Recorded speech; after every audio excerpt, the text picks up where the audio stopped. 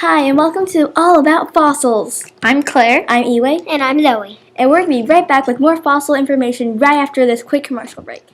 Hi, I'm Eway Shin, and I'm here with the director of an upcoming movie, Fossils, A Life. Okay, and then here is a frequently asked question by fans. How does weathering and erosion affect fossils? Here she is. Okay, so how does weathering and erosion affect fossils? Well, weathering and erosion can break down fossils from their original form. And weathering can also smoothen and make the fossil smaller. Thank you, and you'll learn more about that if you watch the movie, coming out soon.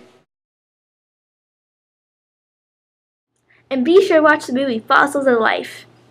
Now over to an interview with the fossil. Okay, now I'm back to interview an actual fossil about the steps of the fossilization process. Okay, fossil. Now, before we begin the steps, I want to ask, why are you lucky to become a fossil? Not all animals can become a fossil. Mm-hmm. They have to go through a certain process. And now let's go to back to the fossil to discuss what the actual process is. Well, step one is an animal dies and sinks to the sea floor. To become a fossil, it needs to go into the water so predators don't eat it. The animal falls in sediment. Okay, now on to step 2. After the skeleton sinks to the sea floor, a bunch of things such as sand and mud will spread all of the bones apart. Then, mud and sand will cover the fossils and create layers.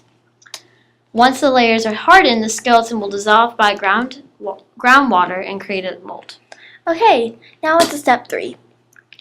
Water with lots of minerals enter the hole and create a cast.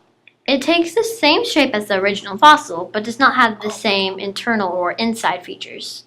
Okay, and now for the final step, step 4. Years later, rock around the fossil begins to rise. This happens when things such as earthquakes, volcanoes, eruptions, and other things happen.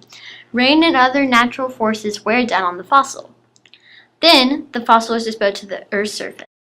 Okay, and thank you, Fossil, for letting us interview you about the steps of the fossilization process.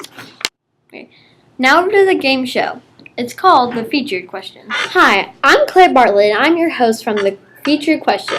Today, our featured question is, how did dinosaurs evolve into the animals we have today? And why was that evolution necessary? Now, Yue, please tell me, what is everything you know about this? Well, first of all, many scientists believe that dinosaurs didn't go extinct, they just merely developed into birds. And some scientists believe that theory, and some scientists don't. And then about 150 million years ago, small feathered dinosaurs began developing longer arms and shorter hind legs, which is very similar to the birds we have today, including the fact that they have feathers. And if the evolution was necessary because, well, if we still had dinosaurs today, then we might not have the things we have today because, well, maybe a T-Rex would be in the streets, kicking cars and crushing buses, and we wouldn't have all the modern technology we would have today. And for those reasons, I believe that it's actually a good thing that dinosaurs went extinct. Otherwise, they might have gone into our world and, ruined the things that we have today. Claire? Oh, and that's all we have today, but thank you for watching. And that's all we have for today on All About Fossils. But be sure to tune into the next episode coming soon.